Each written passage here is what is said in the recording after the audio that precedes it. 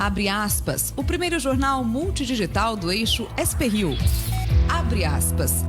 Apoio Sicredi. Gente que coopera, cresce. Segunda-feira, 15 de junho, ao vivo pelos Facebooks da SP-Rio Mais e do Jornal O Vale, está no ar o Abre Aspas, direto dos estúdios da SP-Rio Mais, no Jardim Aquários, em São José dos Campos, São Paulo. Você confere nesta edição. Procuradoria-Geral da República vai apurar ataque ao Supremo Tribunal Federal. Brasil registra 43 mil óbitos por coronavírus. Vale do Paraíba realizou 21 mil testes de coronavírus. Sem auxílio emergencial, 7 milhões de brasileiros cairão na pobreza, diz projeção do Banco Mundial. Levantamento O Vale Paraná Pesquisas mostra atual cenário político da RM Vale. Essas e mais notícias em instantes. Fique com a gente.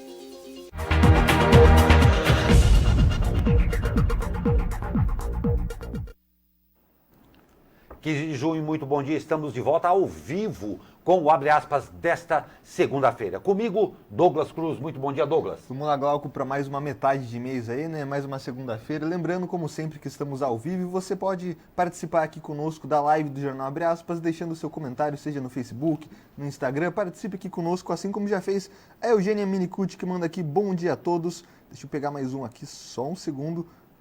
Pessoal comentando aqui na nossa live, enfim, todos bem-vindos aqui ao Jornal Abre Aspas, né, Glauco? Não tem a menor dúvida, sejam bem-vindos para este começo de semana. Vamos às notícias. A Procuradoria-Geral da República instaurou ontem procedimento preliminar para apurar o ato de manifestantes que, na noite de sábado, dispararam fogos de artifício em direção ao Supremo Tribunal Federal, em Brasília. A ação durou ao menos 5 minutos. Os apoiadores de Bolsonaro ofenderam com xingamentos pesados os ministros da corte. Em tom de ameaça, perguntavam se os ministros tinham entendido o recado e mandaram que eles se preparassem. A investigação atende a pedido do presidente do STF, Dias Toffoli, que solicitou ainda que Renan da Silva Sena, apoiador do presidente Jair Bolsonaro, seja responsabilizado por ataques e ameaças ao STF e ao Estado Democrático. Sena chegou a ser detido na tarde deste domingo pela Polícia Civil pelos crimes de calúnia e injúria, após divulgar vídeos com ofensas contra autoridades do Supremo, do Congresso Nacional e o governador do Distrito Federal, Ibanez Rocha. Ele foi liberado à noite após assinar um termo de comparecimento em juízo. Sena é suspeito de narrar o vídeo em que manifestantes lançam fogos contra o STF. Grave, né, Douglas? Exatamente. O pessoal às vezes não sabe a gravidade, mas um fogo de artifício, se chegar a acertar uma pessoa, pode trazer aí lesões sérias, queimaduras graves. Então vale ressaltar que isso é sim um ataque, né? Muitas pessoas falam, mas só jogaram fogos lá. Não, fogos de artifício tem sim um poder aí de queimadura grande, então tem que ficar atento a essas investigações. Eu não sei se eu já vou estar adiantando a pauta aí, tá, Galocão? Mas eu já vou dar aqui uma notícia que acabou de dar aqui na CNN Brasil. A Polícia Federal prendeu a ativista, agora há pouco, prendeu a ativista Sarah Winter em uma operação realizada na manhã desta segunda-feira em Brasília. A Sarah Winter, né, é a líder do movimento chamado 300 do Brasil, que esteve acampado em Brasília em apoio ao Bolsonaro e foi removida na última semana por determinação do governador do Distrito Federal, Ibanez Rocha. Então, notícia em primeira mão aí para vocês, Sarah Winter foi presa nesta manhã de segunda-feira. Pois é, há de se ter muita calma nesse momento, calma e principalmente respeito às leis. Isso é o que faz, de fato, uma democracia. Muito cuidado. O presidente do Supremo, ministro Dias Toffoli, afirmou que a Corte jamais se sujeitará, como não se sujeitou em toda a sua história, a nenhum tipo de ameaça. Em nota, Toffoli disse que os ataques ao STF simbolizam um ataque a todas as instituições democraticamente constituídas. O ministro Alexandre de Moraes relator de um inquérito no STF sobre disseminação de fake news e ofensas a autoridades, também repudiou agressões ao Estado democrático de direito. O ministro Luiz Roberto Barroso disse que há diferença entre militância e bandidagem. O ministro Gilmar Mendes classificou o caso como lamentável em uma live realizada ontem. O ministro da Justiça e Segurança Pública, André Mendonça, defendeu que as instituições devem respeitar o povo, a vontade das urnas e o voto popular. Pois é, vamos seguir aí acompanhando o dia em Brasília, né? Porque, como a gente já sabe, segunda-feira geralmente começa com uma certa calmaria, mas hoje já começou pegando fogo, né? Então vamos aguardar para ver como é que vai ficar lá em Brasília, com as investigações da Polícia Federal, com esse caso aí dos ataques ao STF, enfim. Aguardemos o primeiro do dia. Pois é, aguardemos. E o Brasil totalizou neste domingo 43.332 mortes por Covid-19. Foram incluídos 612 registros de óbitos em 24 horas. São 867.624 pacientes infectados, sendo 388.492 recuperados. Na sexta-feira, o país superou os registros do Reino Unido e se tornou o segundo com maior número de óbitos pela doença em todo o mundo. Está atrás apenas dos Estados Unidos, que tem 115.600 vítimas. Pois é, vou pedir para o Pedro, nosso editor de vídeo, aí, colocar os números na tela de novo. A gente sabe que, infelizmente, né, quando a gente fala de 612 mortes em 24 horas, é um número ainda alto, mas já é menor do que na semana passada. Mas ainda não se deve comemorar, porque a gente sabe que sábado e domingo muitas secretarias municipais de saúde, como a gente tem falando aqui vários dias, né, estão fechadas, então esse número tende a aumentar na terça-feira. Não é o que a gente espera, obviamente, mas a tendência é essa. Então vamos aguardar aí para ver como é que vai ser nos próximos dias essa curva de crescimento, se já começou o achatamento ou não, né? Não tem a menor dúvida, ainda é tempo de se tomar muito cuidado, essa que é a verdade. E a Caixa Econômica Federal liberou hoje a consulta do valor e da data do saque emergencial do FGTS de até R$ 1.045 por trabalhador. O trabalhador pode consultar qual o valor do seu saque emergencial e quando será acreditado pelo site fgts.caixa.gov.br ou pelo Disque 111.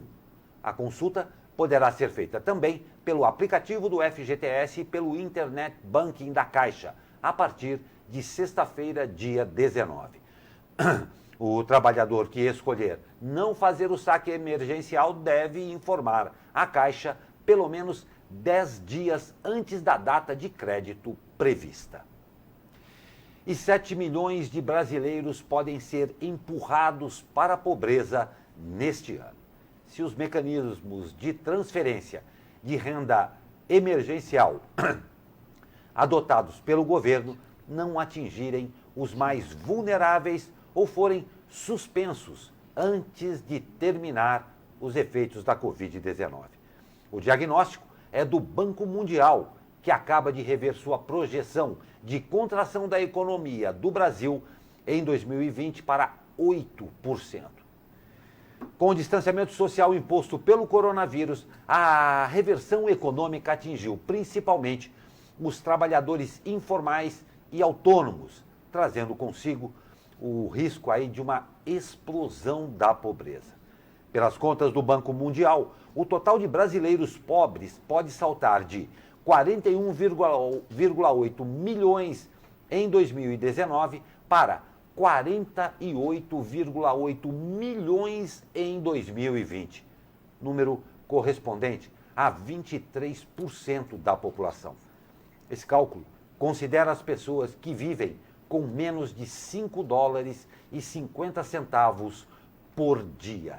Pois é, Galco, número... Tristíssimo isso e perigosíssimo também. Exatamente, são os reflexos econômicos aí da pandemia, né? A gente espera que esses números não venham a se concretizar ou até aumentar, mas enfim, vamos aguardar os próximos dias como é que será, inclusive com a adesão ao auxílio emergencial, né? O governo está tentando algumas alternativas com o FGTS, auxílio emergencial, mas número muito grande de pessoas que estão entrando na pobreza em razão aí dessa pandemia do coronavírus. Não tem dúvida, isso daí é o prenúncio de tempos dificílimos para a economia brasileira, consequentemente, claro, para toda a população. Claro, e sempre os mais vulneráveis estão na linha de frente desta verdadeira desgraça que seria o aumento da pobreza. Uma retração significativa na nossa economia que despenderá aí muito esforço de todo mundo em tempos difíceis pela nossa proa. Muito triste isso. Nós vamos a um rápido intervalo e já voltamos com mais notícias. Fique com a gente.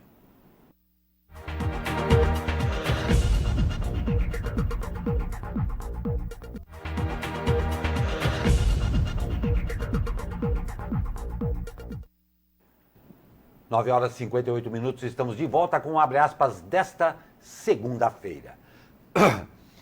E em meio a tantas incertezas geradas pelo coronavírus, as eleições municipais estão no pacote de eventos que devem ser adiados. Mesmo assim, o Tribunal Superior Eleitoral ainda mantém algumas datas importantes, como a oficialização da chapa e candidato, que deve ser feito entre 20 de julho e 5 de agosto. Tendo em vista essas datas, o jornal O Vale deu início à corrida eleitoral e encomendou um levantamento sobre o atual cenário político na nossa região. Ao Instituto Paraná Pesquisas foi encomendado isso aí, começando com os pré-candidatos à Prefeitura Municipal de São José dos Campos. Vamos aos números. O atual prefeito Felício Ramute, do PSDB, aparece em primeiro com 40,8% das intenções de voto. Em segundo, o vereador do PT, Wagner Balieiro, com 10,3%. Terceiro, a vereadora do PSD, Renata Paiva, com 9,5%. Pela margem de erro, Balieiro e Renata estão empatados tecnicamente. Em seguida aparecem Dr. Constantino Cury, do PSB, com 4,3%, Letícia Aguiar, deputada estadual do PSL, com 4,2%, a coronel Eliane Nicolucci, do PL, com 3,2%, Shakespeare Carvalho, do Republicanos, com 2,7%, Agliberto Chagas, do Novo, com 1,6%, Toninho Ferreira, do PSTU, com 0,9%, e Luiz Carlos de Oliveira, do PTC, com 0,3% das intenções de voto. Foram ouvidos 740 eleitores entre os dias 8 e 12 de junho. Devido às regras de isolamento social, as entrevistas foram feitas por telefone. O nível de confiança da pesquisa é de 95%. A margem de erro é 3,5 pontos percentuais, para mais ou para menos. A pesquisa está registrada no Tribunal Superior Eleitoral. Ou seja, uma pesquisa que está registrada, é uma pesquisa oficial, né? Enfim, Glauco, os números aí mostram muita coisa, mas um fato que a gente colocou, né, é uma pesquisa muito ampla, a gente colocou os principais números, mas tem alguns interessantes. Foi realizada também a pesquisa espontânea, né, ou seja, em que não é apresentado o nome de nenhum candidato. O pesquisador só pergunta em quem você votaria, não coloca o nome dos candidatos. Nessa pesquisa espontânea, 66,2% disseram não saber em quem votar, ou seja, muito ainda está a ser definido depois de ser apresentados os nomes oficialmente, o que deve acontecer até em agosto aí, ou não, né, se a pandemia não deixar. Não tem a menor dúvida, não tem a menor dúvida. É um momento bem delicado também para a política e particularmente aos políticos também é bem delicado, não é, Douglas? Existe ainda essa insegurança com relação à realização dessas eleições em outubro outubro próximo aí, mas uma coisa já é evidente, há um enorme desgaste da classe política com relação à população. Claro, também por conta da pandemia, por conta do coronavírus e principalmente, claro, e sempre pelos atos dos próprios políticos. Fica aí a dúvida do que ou nós ouviremos aí, se for haver mesmo essa eleição, por parte dos candidatos. Eu tenho certeza, Douglas, que está todo mundo muito curioso para ouvir o que os senhores candidatos terão a nos dizer nesse momento, né? Exatamente. E essa pesquisa mostrou aí um forte indício de eleição resolvida já no primeiro turno com a provável reeleição do prefeito Felício Ramute, né? A gente viu aí que, somando todos os outros candidatos, ele ainda aparece na frente com as intenções de voto. Então vamos aguardar aí durante a semana, a gente vai debater aqui no Abre Aspas o que os pré-candidatos vão falar sobre essa pesquisa, né? Mas enfim, o atual cenário político, mesmo com essa forte liderança do presidente Jair Bolsonaro, ainda não mudou aqui em São José dos Campos. A polarização entre PT e PSDB ainda é muito forte na cidade. Não tem a menor dúvida. E nós vamos acompanhar. E o levantamento também mediu os índices de aprovação do presidente Jair Bolsonaro em São José dos Campos. Vamos aos números. 39,4% dos eleitores da cidade consideram o governo Jair Bolsonaro ótimo ou bom. 25,9% consideram a gestão do presidente irregular.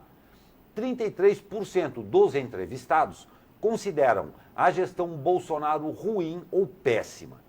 1,6% não sabe ou não opinou.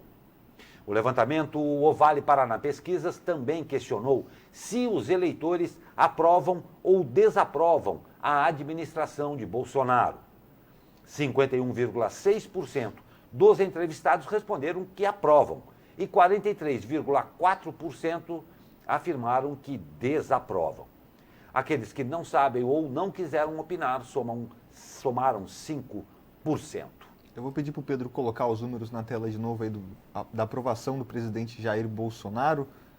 Mas, Glauco, enquanto isso, eu também vou citar outros trechos da pesquisa aqui. O levantamento realizado pelo Paraná Pesquisas, pedido pelo jornal Vale, também mostrou que o presidente Jair Bolsonaro pode ter grande influência em quem seriam os votos para prefeito caso o presidente, que no momento está sem partido, né, apoiasse algum candidato. Então, fica esses números na tela, né?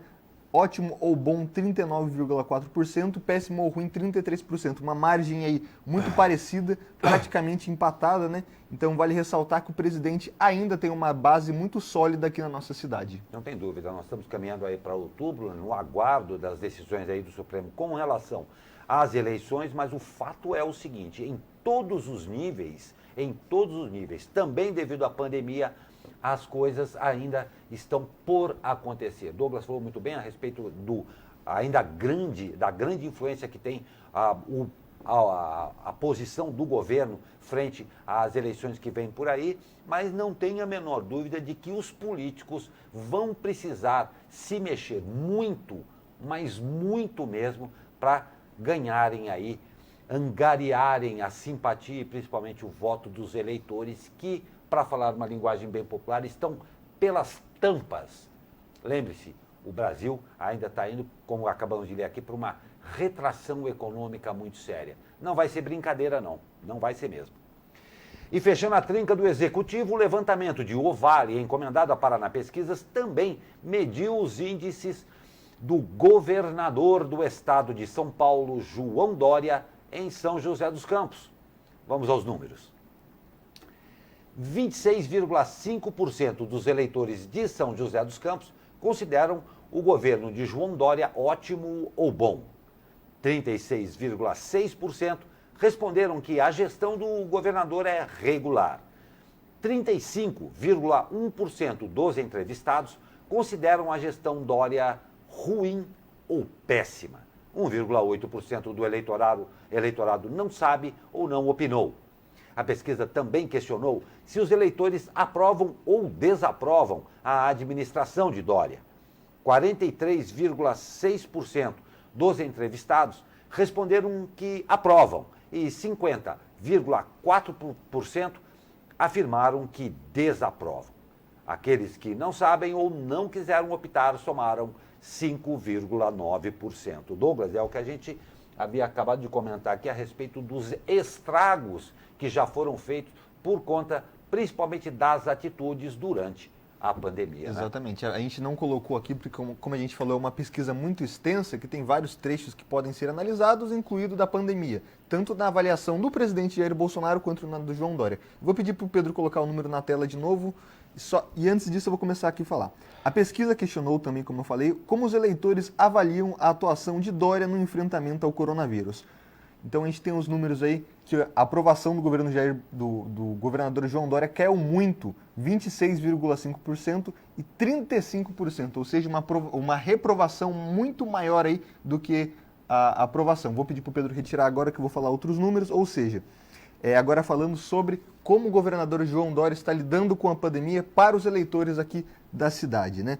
34% dos entrevistados acham a atuação do governador ótima ou boa. E os que... Calma aí. Enquanto isso, 34,8% disseram que a atuação de João Dória foi péssima. Ou seja, um empate técnico. A cidade dividida aí, na opinião, se o governador do estado de São Paulo lidou bem ou mal com a pandemia. Isso, com certeza, foi determinante nessa maior reprovação do governador nas pesquisas. Né? Não tem a menor dúvida. E outra coisa, a população tem que refletir se o momento em que nós estamos vivendo, e cabe a todos nós, cidadãos e eleitores de São José dos Campos e de todo o Brasil, cobrarmos sim. Suas excelências adoram ser chamados de suas excelências, mas a verdade é uma só. Eles continuam sendo funcionários públicos que, na grande maioria, não estou generalizando, mas a grande maioria entregam um péssimo trabalho à população. Então, é fato que nós temos sim que acompanhar tudo o que acontece no Brasil e cobrá-los enfaticamente para que eles façam o que eles são exageradamente bem pagos para fazer. Então, chega a hora da eleição, é a hora do troco sim.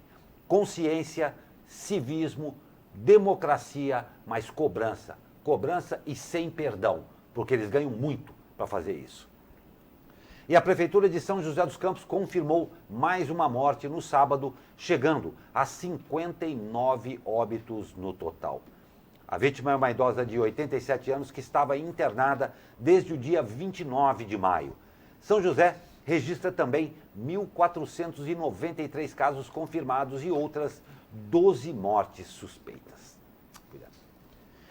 De acordo com o levantamento feito pelo CODIVAP, que é a Associação de Municípios do Vale do Paraíba, a região realizou 21.174 testes até 11 de junho. O número ainda é considerado baixo, já que a maior parte das cidades só testam pacientes graves que procuram o sistema de saúde. Os números mostram que 30 cidades fizeram testes em pacientes com coronavírus para identificar por amostragem o percentual da população que poderia estar infectada. No entanto, os resultados também expõem a divisão desequilibrada do número de testes na região. 2 cidades do Vale fizeram 69% do total de testes. São Sebastião é a cidade que mais testou na região, com 8.411 realizados, tendo 424 casos confirmados no município. A segunda cidade com mais testes é São José dos Campos, com 6.198 e 1.397 casos confirmados. Isso ressalta que São Sebastião é uma das cidades aqui do estado, né, não falando apenas da região, que tem dado um bom exemplo, né, seja nos índices de isolamento social, que são os melhores do estado, ou no índice de testes. Uma cidade com cerca de 80 mil habitantes, realizar 8 mil testes, ainda mais que São José dos Campos, né, que é uma cidade com 721 mil habitantes, realizou 6 mil testes.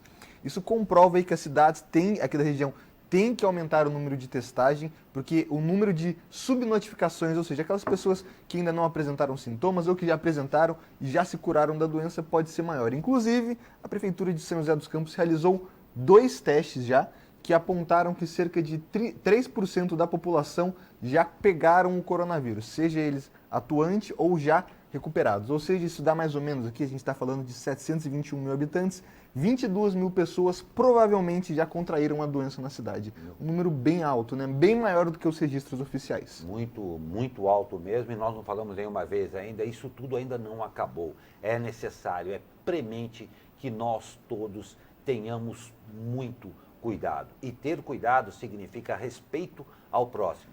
Cumprir todas as regras, usar a máscara é imprescindível. Isto ainda não acabou, tá bom? Um sargento da Polícia Militar e um homem suspeito de cometer duplo latrocínio morreram durante troca de tiros na zona rural de Cruzeiro. A Polícia Militar afirmou que recebeu uma denúncia na noite de sábado sobre a localização de um homem procurado pela morte de pai e filho em piquete em novembro de 2019. O suspeito também tinha mandados de prisão por roubo e receptação. Segundo o portal G1, o homem reagiu à ordem de prisão atirando contra os policiais. O sargento Fábio Henrique Neves foi atingido no pescoço e não resistiu aos ferimentos. Em nota, a Polícia Militar informou que o sargento estava na corporação há 27 anos. Ele era casado e pai de 5 filhos. Que coisa triste, né, Douglas? Uma notícia triste que infelizmente a gente tem que dar, o que ressalta aí que a criminalidade não para durante a pandemia, né? E infelizmente a gente vem trazer essa notícia que um homem aí, pai de 5 filhos, que já trabalhava há 27 anos na Polícia Militar, infelizmente veio perder a vida. Enfim, é o diário de um policial, né? Não tem dúvida, os nossos sentimentos, claro, a toda a família e os nossos, principalmente os nossos respeitos à Polícia Militar, que trava esta verdadeira guerra todos os dias, com pandemia, sem pandemia, seja o que for, como disse o Douglas aqui, a bandidagem, a criminalidade continua nas ruas e a Polícia Militar cumprindo o seu dever na linha de frente desta verdadeira guerra. Nossos respeitos e nossos sentimentos à Polícia Militar e à família do sargento. Nós vamos para um rápido comercial e na volta tem o tempo e mais notícias para você. Fique com a gente.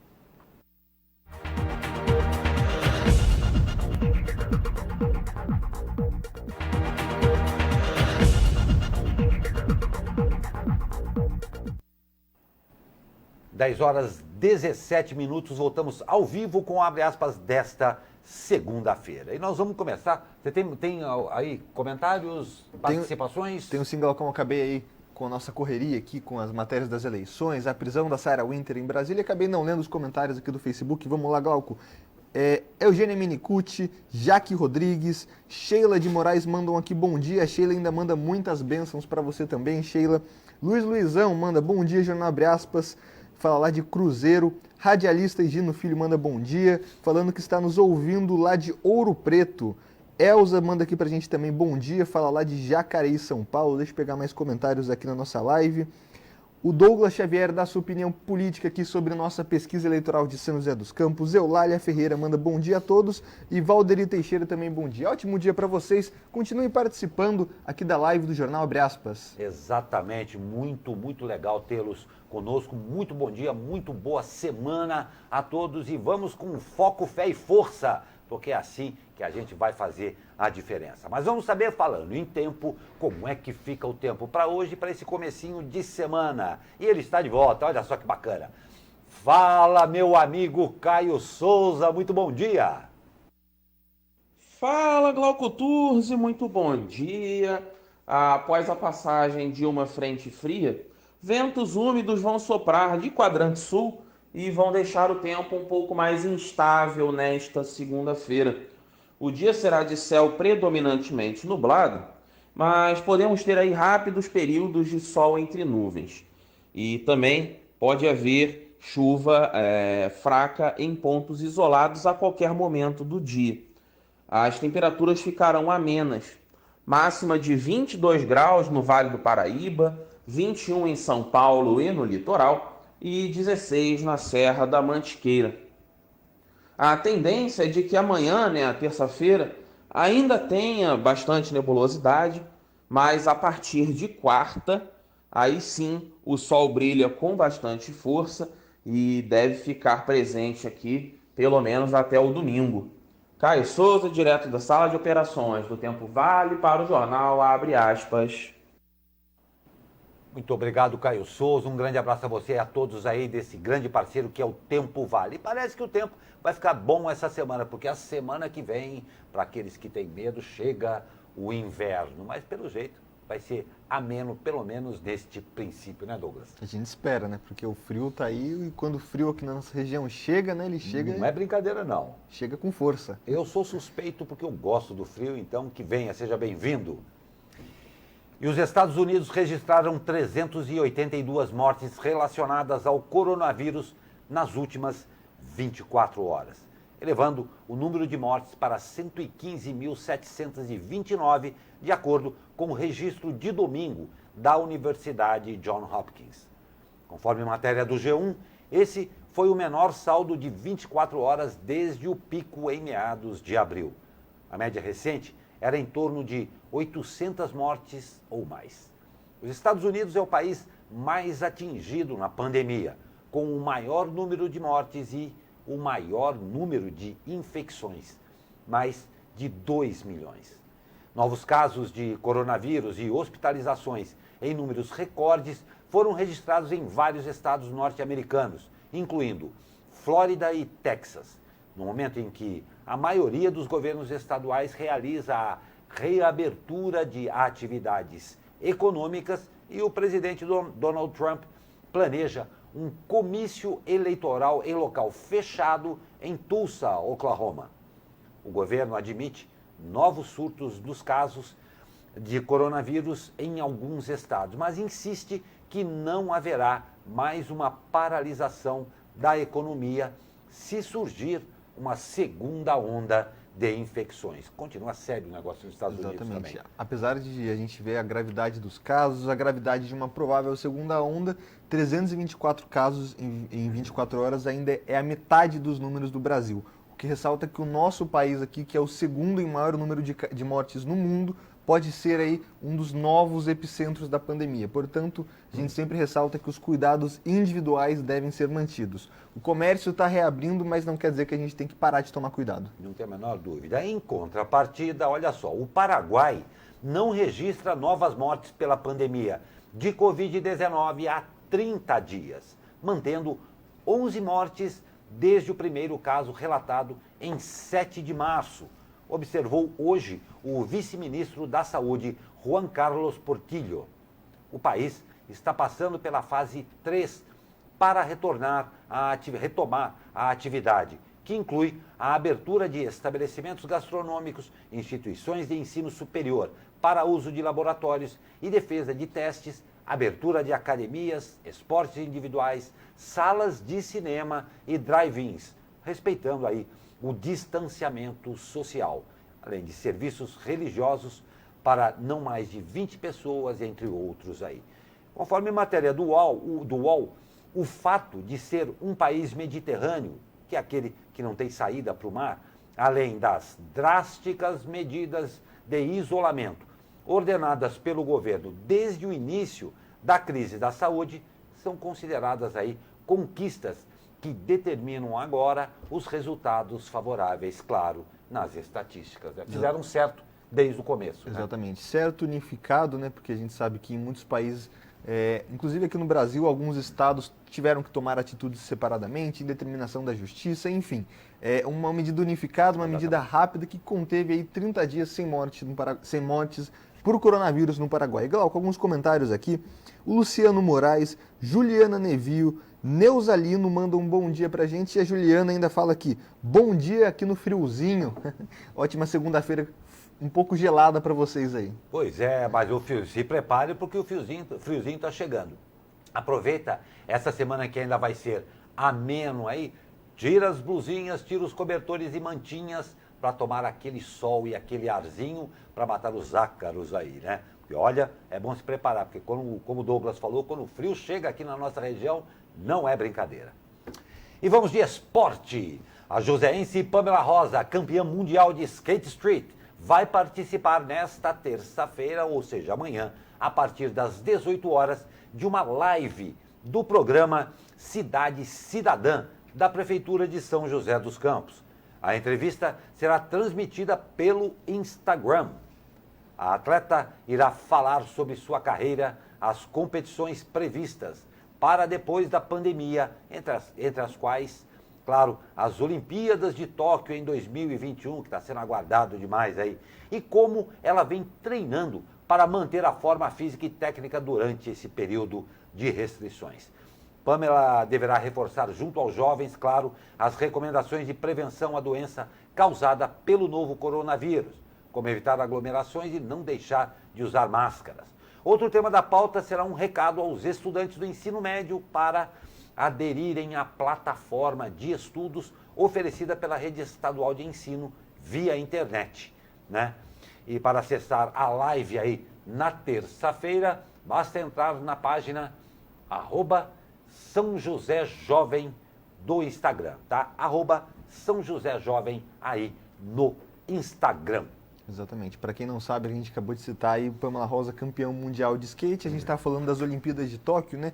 Skate que pela primeira vez vai estar entre as modalidades aí das Olimpíadas, né? Ainda sendo uma modalidade teste, ela ainda não foi incluída oficialmente no pacote olímpico, mas enfim, Pamela Rosa é uma das principais esperanças brasileiras de medalha em 2021, né, Glauco? Vamos ver aí se ano que vem teremos medalha olímpica em São José.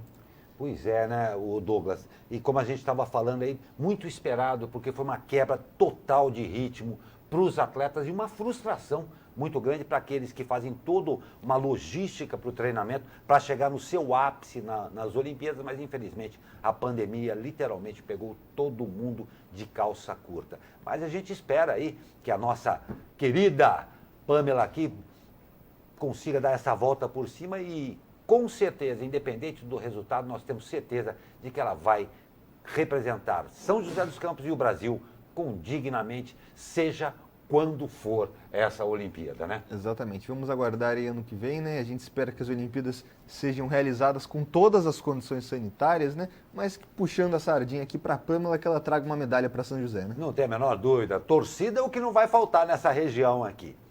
Pois é, gente. E a gente vai terminar o jornal de hoje até num serviço bem de utilidade pública mesmo. Aí no dia 14 de junho, fugiu no Jardim Satélite, ali na Avenida Cidade Jardim com a Cassiopeia, um pequeno filhote aqui. Ele é muito bonitinho e tem uma criança muito doente, está com um problema de depressão aí a respeito desse cachorro. Você está vendo aí a fotinho dele, é o da raça Shiba Inu, que é uma raça lá do Japão. A raça é rara e muito popular lá no Japão. Ela é bem parecida com o Akita Inu, tá? Então a gente vê aí que é um cachorrinho, uma belezinha, repetindo, a criança está passando mal aí com a falta do cachorro. O cachorro possui um microchip com as informações do dono, tá? O cachorro foi pedido ali próximo à padaria Pingo de Ouro, tá? A família já diz aqui que, inclusive, oferece, como você está vendo aí, recompensa. Coisa triste, né? A criança deve estar sofrendo muito, né, Douglas? Exatamente. Eu vou pedir para o Pedro voltar aqui. Então, além desses números que você viu na tela, que se você viu o cachorro, viu um cachorro parecido, um cachorro pequeno, de uma raça um pouco diferente, manda mensagem aqui para a gente da SP Rio Mais, que estaremos atentos aí, tá bom? Não tem a menor dúvida. A gente termina hoje o jornal com aí essa notícia e se puder ajudar, a gente agradece demais e, claro, a criança também. Douglas, chegando ao fim da edição desta segunda-feira, ainda não inverno, mas já a caminho dele. Muito obrigado pela sua participação e vamos que vamos para a próxima semana. Exatamente. Junho agora a gente parece que o ano está começando, né? Falando aí de pesquisas eleitorais. Nem sabemos se vamos ter eleições ainda, mas enfim. Segunda-feira, com cara de segunda-feira, muito aguardemos ainda poucas coisas concretas e vamos aí para mais essa semana. Continue ligado aqui no site da SP Rio Mais para acompanhar os desenrolares das notícias durante o dia. Pois é, foco, fé e força para a semana. O segundo semestre não vai ser brincadeira. Tempos difíceis vêm por aí, não tenha a menor dúvida, mas nós vamos virar este jogo. E até lá, tomem cuidado. A você que nos acompanhou ao vivo, muito obrigado pela sua participação. Um ótimo dia, uma ótima semana a vocês e a todas as suas famílias. E até amanhã com mais um Abre Aspas ao vivo.